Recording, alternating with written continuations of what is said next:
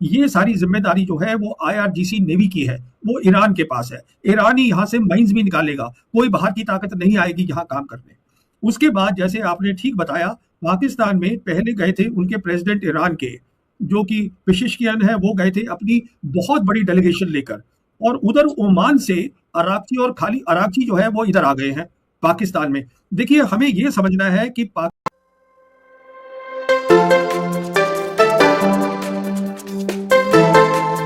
पहले मैं आपको समझा दूं क्या हासिल किया है और उसका मतलब क्या है। इस समय देखिए, अराक्ची जो है उन्होंने ओपनली बताया है, न्यू वर्ल्ड ऑर्डर के तहत जो दुनिया ने आज तक नहीं देखा है, वेस्ट एशिया में जितनी भी रीजनल प्रॉब्लम है उनका रीजनल सोल्यूशन होगा, बाहर की ताकतें वहां नहीं होंगी। और ये MOU में भी लिखा हुआ है अलग तरीके से। कहने का मतलब ये है कि अमेरिका को जाना है वेस्ट एशिया छोड़कर, और अराक्ची ये कोशिश कर रहे हैं अब, जो कि कामयाब हो रहे हैं, कि सारी जो रीजनल ताकतें हैं वेस्ट एशिया की, वो सब एक साथ मिलजुल के काम करें। अब एक ही ऐसी ताकत है जो वेस्ट एशिया की नहीं है, पर वो वेस्ट एशिया के साथ परमानेंटली जुड़ गई है, और वो है पाकिस्तान। कैसे जुड़ गई है?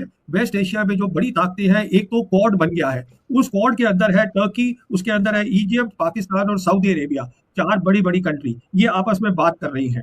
फिर जो ये MOU है, देखिए ईरान ने इस MOU का नाम दिया है इस्लामाबाद MOU, जो कि अमेरिका ने नहीं दिया है, अमेरिका ने उसको सिर्फ MOU बोला है। तो जहां तक MOU का ताल्लुक है, उसके अंदर कतर जुड़ गया है एज मीडिएटर, पाकिस्तान जुड़ गया है एज मीडिएटर, और ईरान और अमेरिका तो है ही उसके अंदर। तो अब ये जो डेलीगेशन वहां गया है, अब रिश्ते और बेहतर करने हैं ईरान को पाकिस्तान के साथ। पाकिस्तान का एक परमानेंट रोल है, सिक्योरिटी के रोल के ऊपर है, एक जियोपॉलिटिकल रोल है, एक मीडिएटर से बड़ा रोल है। मतलब वेस्ट एशिया में आप ये मान के चलिए, पाकिस्तान साउथ एशियन कंट्री है, और वेस्ट एशिया में उसकी हर जगह जरूरत है। अब वो जो गए हैं, जो अराक्ची हैं और पेशिशकियन, जो अपनी बहुत बड़ी डेलीगेशन लेके पाकिस्तान गए हैं, अब वो बातचीत वहां हो रही है इकोनॉमिक इश्यूज पे, सिक्योरिटी इश्यूज पे, मिलिट्री इश्यूज पे, टेक्नोलॉजी के ऊपर, तो सब कुछ हो रहा है। देखिए, पाकिस्तान आज एक ऐसा मुल्क है मल्टीपोलर वर्ल्ड में, जहां तीन बड़ी ताकतें हैं, अमेरिका, चाइना और रशिया, उन तीनों के साथ उसके रिश्ते जो है बहुत अच्छे हैं, जो और किसी कंट्री के नहीं है। पाकिस्तान वो मुल्क है जो अमेरिका ने तय किया है, यूरोप ने तय किया है, रीजनल कंट्रीज वेस्ट एशिया की ने तय किया है कि उसने ऑपरेशन सिंदूर में अपनी कन्वेंशनल मिलिट्री कैपेबिलिटी अच्छी दिखाई। वो मुस्लिम कंट्री है जिसके पास न्यूक्लियर वेपन्स है। तो मैं आपसे ये कहने की कोशिश कर रहा हूं कि पाकिस्तान का जो ओहदा है न्यू वर्ल्ड ऑर्डर में, परमानेंटली बहुत बड़ा हो गया है, ये हमें समझना है। बड़ा हो गया। और मैं कई ऐसे कमेंटेटर्स को देख रही थी जो अदरवाइज अगर हम देखें तो बहुत ज्यादा तारीफ नहीं कर सकते, क्योंकि भारत में पाकिस्तान तथाकथित रूप से एक दुश्मन देश के तौर पे जाना जाता है, और जाहिर है टेरर का स्पॉन्सर रहा है। उस लिहाज से भी एक झिझक भी जो जिन लोगों में थी उनमें भी देख रही हूं मैं। ब्रह्मा चलानी जैसे लोग भी ये कह रहे हैं कि पाकिस्तान का ओहदा बड़ा है, लेकिन एक ओहदा एक तरफ है और दूसरी तरफ है उसकी यूटिलिटी, कि किस वजह से ऐसा हो रहा है।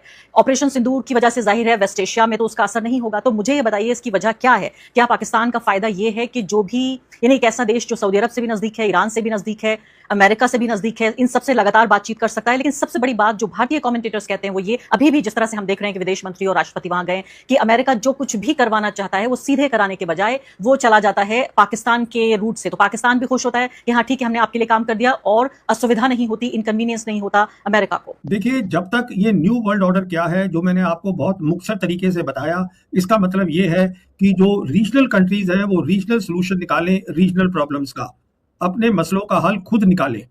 इस नए वर्ल्ड ऑर्डर में आप ये समझिएगा, जो आप कह रही हैं, हमें इसको समझना है न्यू वर्ल्ड ऑर्डर को। इसमें आप देखिएगा, जो पाकिस्तान है उसका सऊदी अरेबिया से सिक्योरिटी अरेंजमेंट 1970 से है, कोई नया नहीं है। पर सिंदूर के बाद नवंबर 2025 में उन्होंने फॉर्मल डिफेंस एग्रीमेंट किया। उसके बाद आप देखिए, कतर भी उनसे बात कर रहा है। जैसे मैंने आपसे बताया, ये MOU में लिखा हुआ है कि अमेरिकन को जो है वहां वेस्ट एशिया से जाना है, उनको अपनी जो फोर्सेज हैं जो नजदीक हैं ईरान के, उसको एंड ऑफ द डील